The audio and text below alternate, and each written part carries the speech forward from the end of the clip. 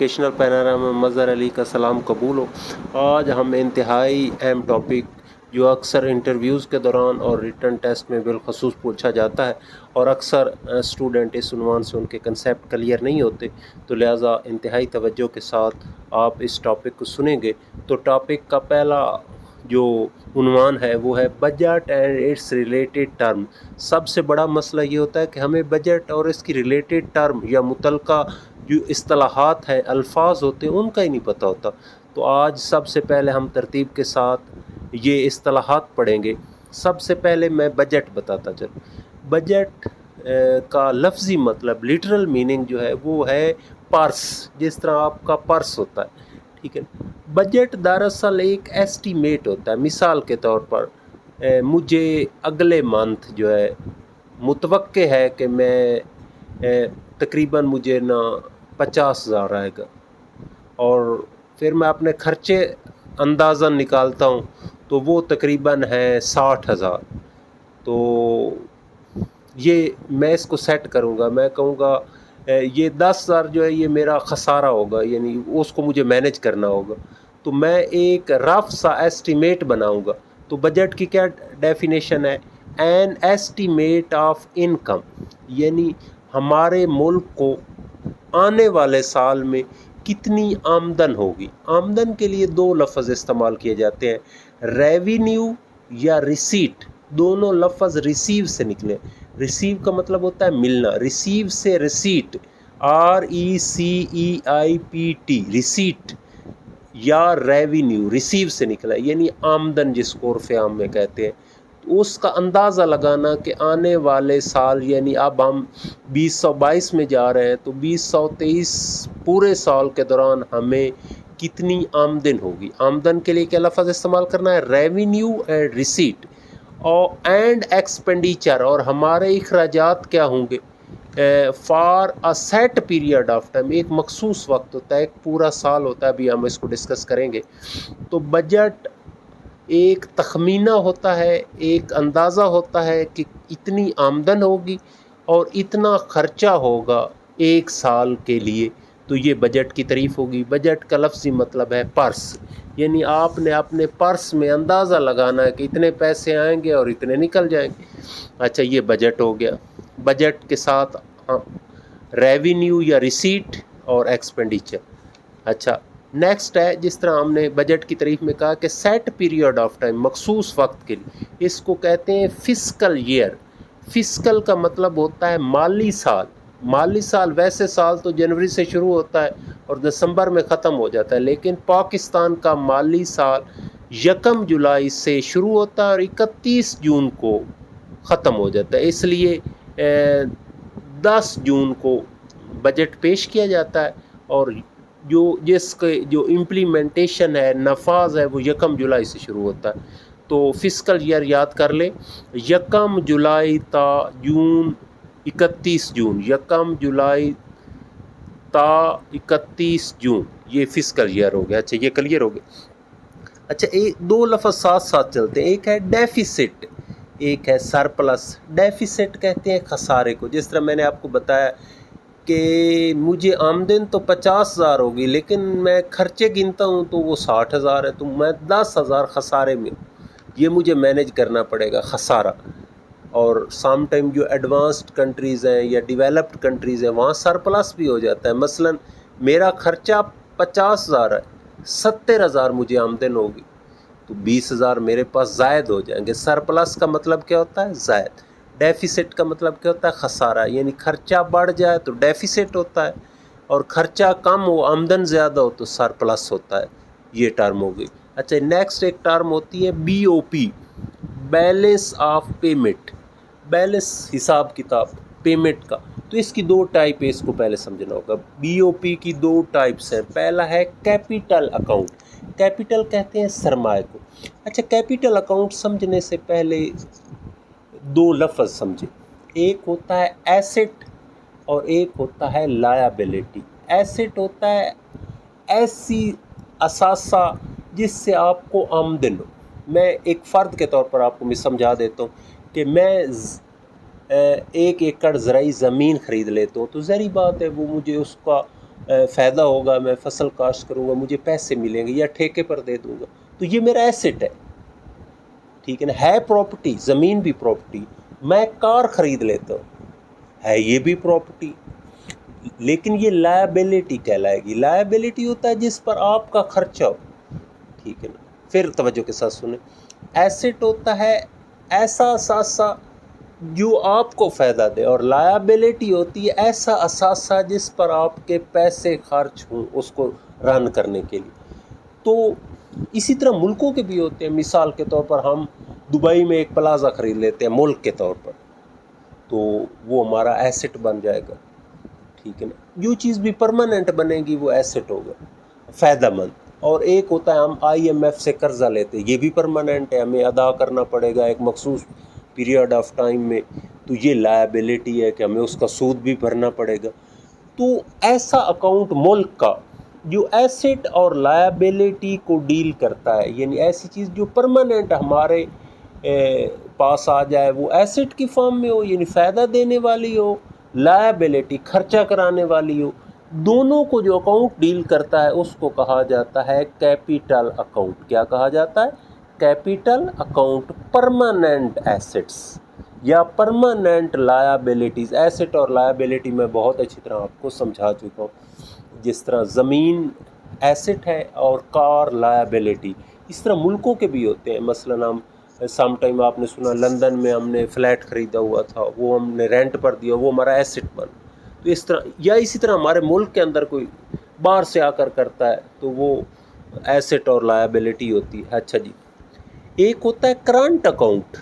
اچھا، ان دونوں اکاؤنٹس میں نا، کیپیٹل اکاؤنٹ تو ایسٹ اور لائبلٹی کا ہوتا ہے، دونوں میں سرپلس بھی ہو سکتا ہے، ڈیفیسٹ بھی ہو سکتا ہے۔ اچھا جی، کرنٹ اکاؤنٹ ہوتا ہے جس طرح ہم روزمرہ میں روزانہ لین دین تو کرتے رہتے ہیں نا، اسی طرح ملک بھی جو ہے اثاثے اور لائبلٹی کے علاوہ، جیسے فلو، پیسے کا فلو تو بہتر رہتا ہے نا، جیسے ہم گوڈز ایکسپورٹ کرتے ہیں، سروسز ہوتی ہیں۔ سروسز کیا ہوتی ہیں؟ جیسے ہمارے افراد بیرون ملک جا کر ہمیں ڈالر بھیجتے ہیں، ٹھیک ہے نا، تو اسی طرح باقی یونیلیٹرل ٹرانزیکشن ہوتی رہتی ہیں، کچھ افراد جو ہے وہ پیسے بھیجتے رہتے ہیں باہر سے۔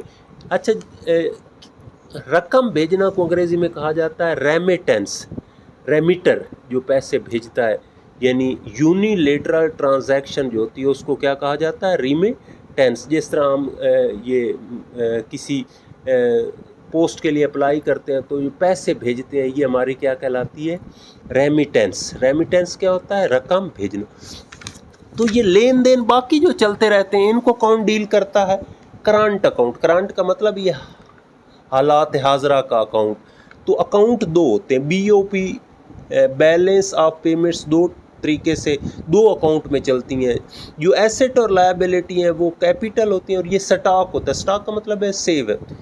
اچھا، اور کرنٹ اکاؤنٹ جو ہوتا ہے وہ فلو میں چلتے رہتے ہیں، جس طرح صبح سے نکلتے ہیں، کچھ چیزیں خریدتے ہیں، کچھ چیزیں بیچتے ہیں، ٹھیک ہے نا، اور یہ سلسلہ چلتا رہتا ہے، یہ ہماری جیب میں آتا رہتا ہے۔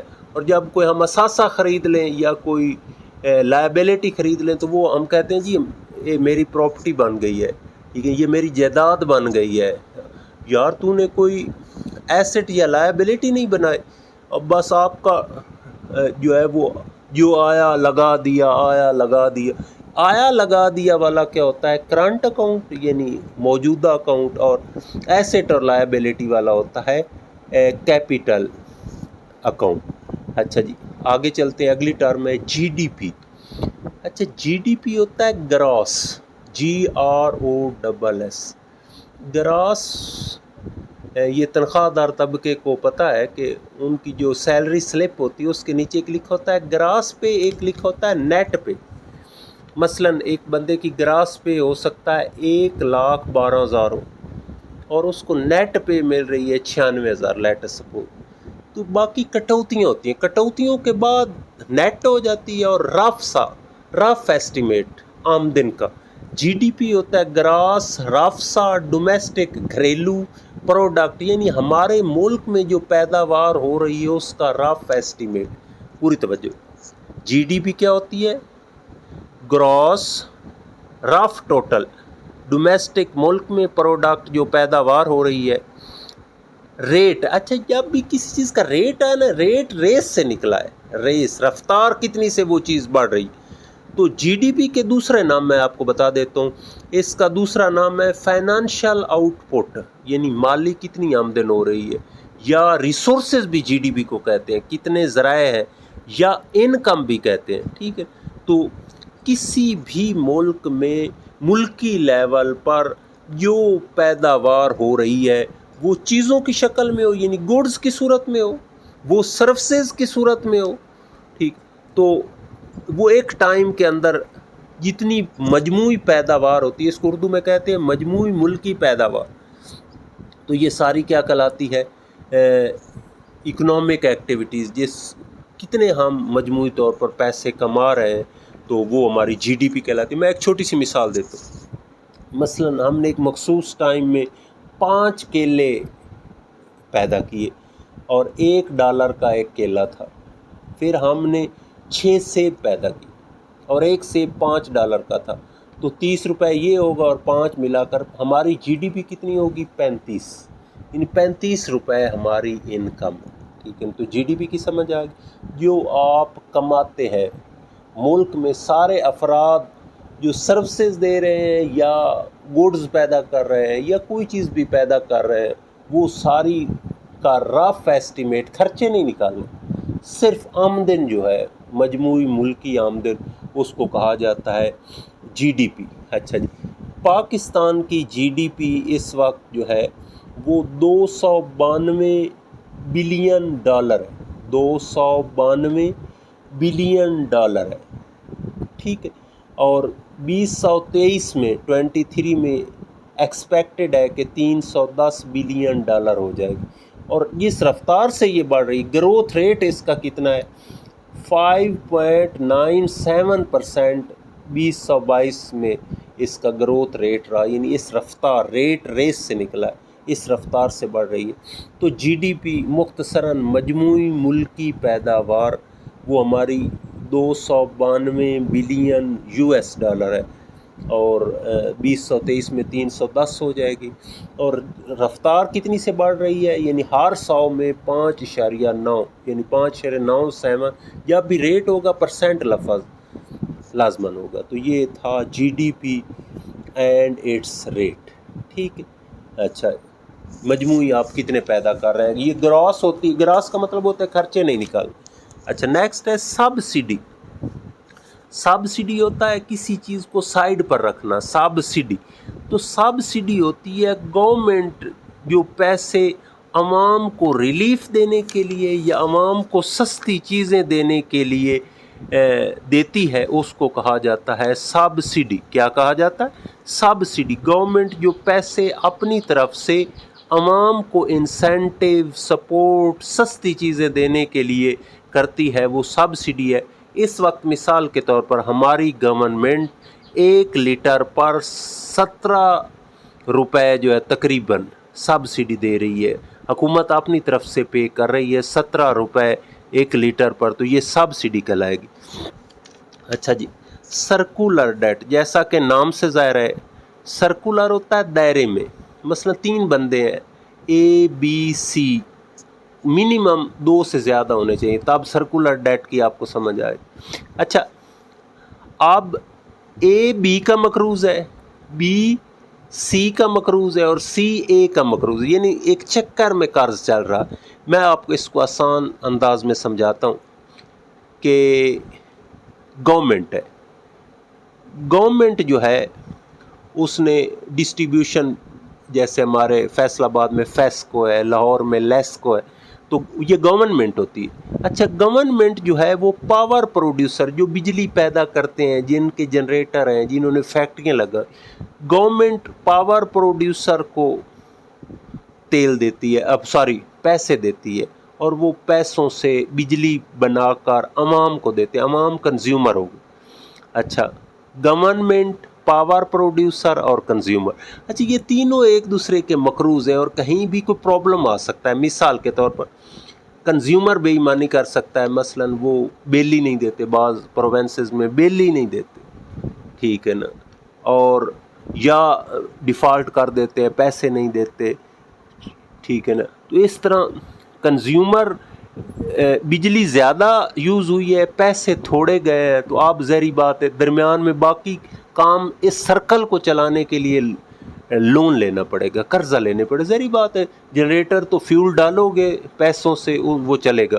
تو کنزیومر کی جو ہے وہ بل نہ دینے سے یا بجلی چوری کرنے سے وہ جو خسارہ ہے وہ اگلے جو فریق ہے جیسے گورنمنٹ کو قرضہ لے کر بجلی پیدا کرنے والے کو دینا پڑے گا، یا گورنمنٹ کے پاس سارے بل چلے گئے، انہوں نے کسی اور کھاتے میں لگا دیے، آپ بجلی پیدا کرنے والوں نے کہا جناب ہمیں تو پیمنٹ کریں، ٹھیک ہے نا. تو انہوں نے قرضے اٹھا کر، تو یہ ایک دوسرے کے مقروض ہیں. جیسے گورنمنٹ جو ہے وہ کنزیومر سے ٹیکس لے رہی ہے، پاور پروڈیوسر جو ہیں وہ گورنمنٹ سے پیسے لے رہے ہیں، تو اس طرح ایک چکر چل رہا ہے، ٹھیک ہے نا. تو اس کو کہتے ہیں سرکولر ڈیٹ، یعنی زیادہ فریقین کے درمیان کہیں بھی پرابلم آ جائے تو اس کو قرضہ لے کر اس چکر کو چلانا پڑتا ہے. جس طرح آج کل بجلی کا پرابلم ہے کہ یہ کہیں نہ کہیں پرابلم ہے. مثلا ہمارے پاس پاور پلانٹ ہے لیکن اس میں جو پروڈیوسر ہے ان کو پیسے ہی نہیں دے رہی گورنمنٹ، یا کنزیومر نہیں دے رہے، مطلب ہے ہم بل ہی نہیں دیتے بعض جگہوں پر. تو اس طرح یہ بجلی جو اب آ رہی ہے یہ ظاہری بات ہے یا گورنمنٹ جو ہے وہ قرضے اٹھا رہی ہے، یا پروڈیوسر بیچارے اپنے پاس سے فیول خرید کر تو وہ بھی قرضہ چڑھ رہا ہے کسی نہ کسی پر. تو ایک قرضے کا ایک چکر چل رہا ہے کسی نہ کسی عنوان سے. تو اس کو کہتے ہیں سرکولر ڈیٹ. اور اس وقت پاکستان کا 23,306 بلین روپیز 2,306 بلین روپیز کا اس وقت جو ہے وہ سرکولر ڈیٹ ہے. اچھا جی آگے بڑھتے ہیں.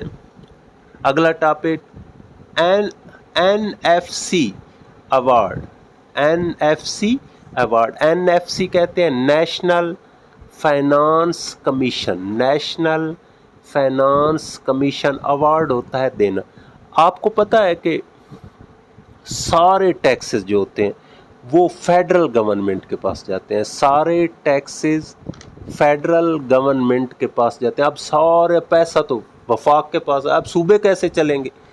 تو اب یہ این ایف سی جو ہوتا ہے یہ کمیشن ہوتا ہے جس میں وفاق کا فائنانس منسٹر اور چاروں صوبوں کے فائنانس منسٹر ہوتے ہیں، اور اس کے علاوہ صدر گورنر کی مشاورت سے ہر صوبے سے ایک ممبر لیتا ہے. تو اس طرح ٹوٹل 4 صوبے ہیں، 4 اور 4 8 اور ایک وفاق کا فائنانس 9 پر مشتمل ہوتی ہے، اور اس کو صدر پریزائڈ کرتا ہے، ٹھیک ہے. تو آرٹیکل 160 این ایف سی کو ڈیل کرتا ہے، آرٹیکل 160 اس کو ڈیل کرتا ہے، اور یہ 1951 میں لیاقت علی خان نے شروع کیا تھا، ٹھیک ہے نا. تو یہ تو میں نے اس کا سٹرکچر تھوڑا سا بتایا. اچھا یہ این ایف سی ایوارڈ کیا کرتا ہے؟ جو اس کے پاس سارا ریونیو ٹیکسز اکٹھے ہو گئے وہ صوبوں میں بانٹتا ہے. اب کیسے بانٹتا ہے یہ اس کا فارمولہ ہوتا ہے، فی الحال ہمارا ٹاپک نہیں ہے.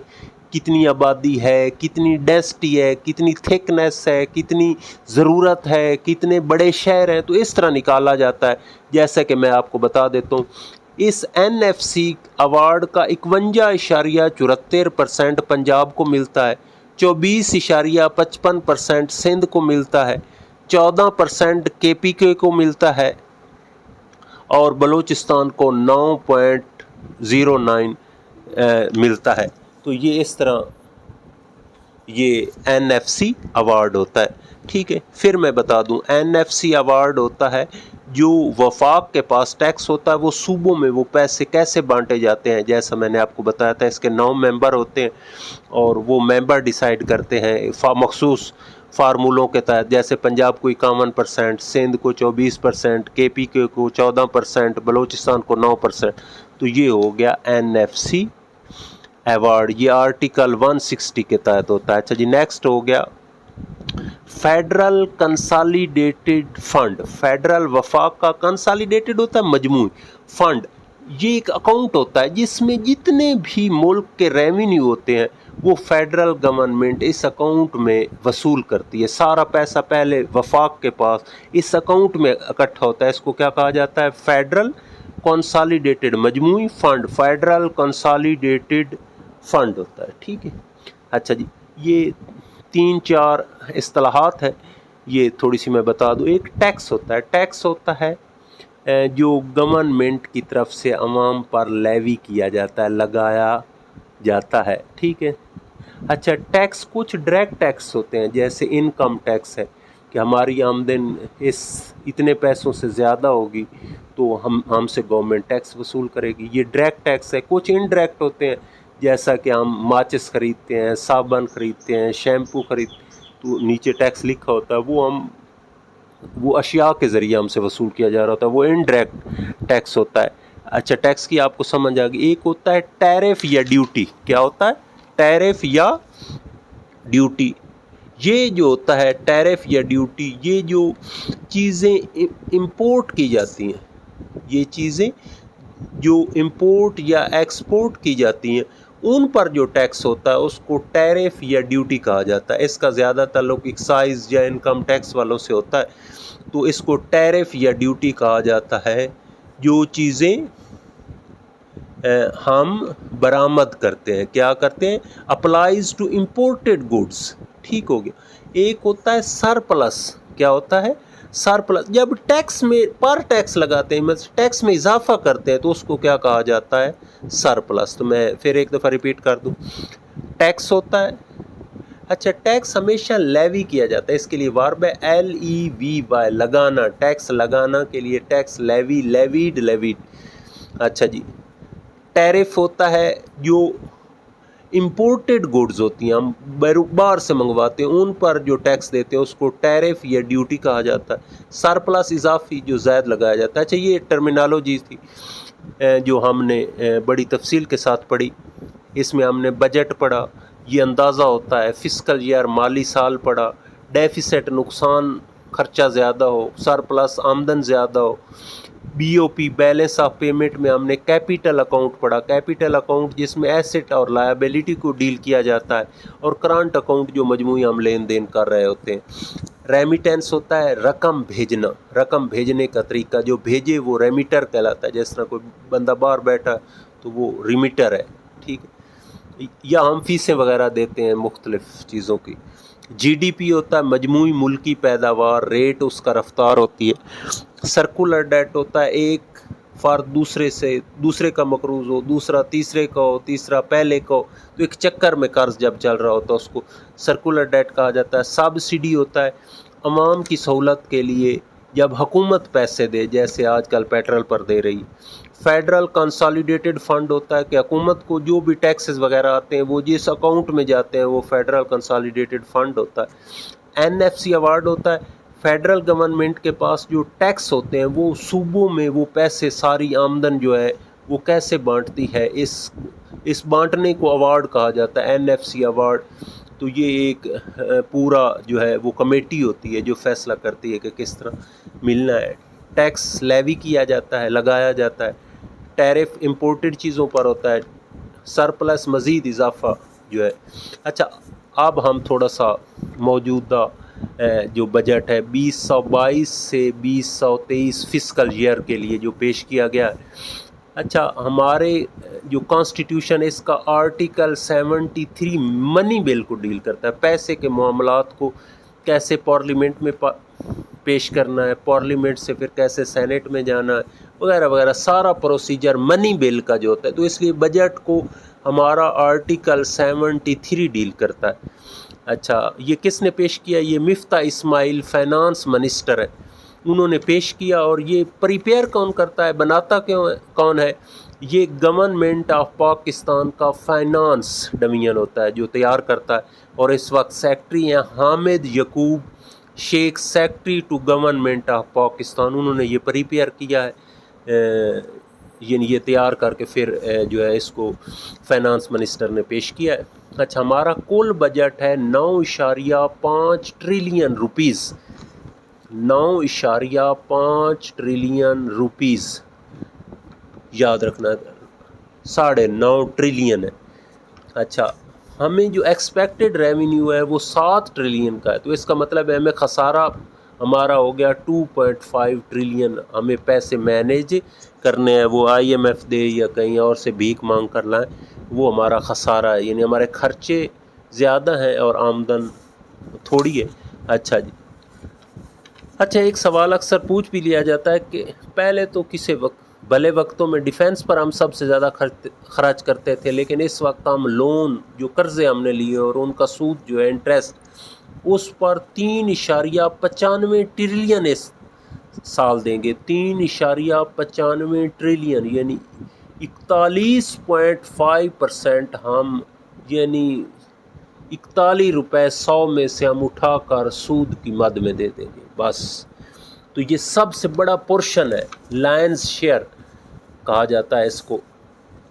تو اچھا یہ ایک لفظ میں آپ کو بتاتا چلوں، یہ پیسے ہر چیز کے لیے جو مخصوص کیے جاتے ہیں، اس کے لیے انگریزی میں لفظ ہے AR مارک، EARMAR کے مختص کیے گئے۔